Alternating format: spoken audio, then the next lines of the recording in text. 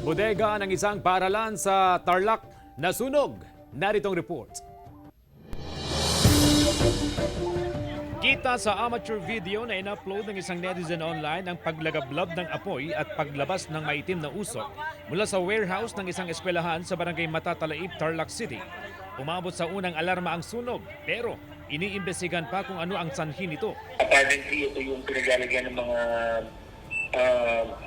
various merchandise. Content ng building mainly composed ng various merchandises like paints, tires, oil, lubricants, and other hardware na chemicals.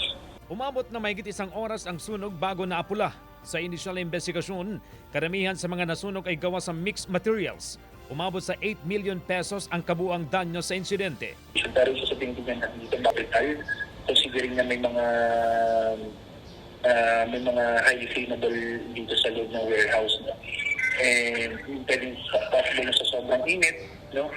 Nag-cause ng combustion ng mga stored na merchandises inside the warehouse. Nanawagan ng mga otoridad sa publiko na magdoble ingat upang makaiwas sa sunog. Magpa-check ng mga electrical wirings, lalo na sa mga malakihang establishmento para makaiwas sa electrical shortage na kadalasang pinagmumulan ng sunog. CJ Torida, Balitang Amyanan.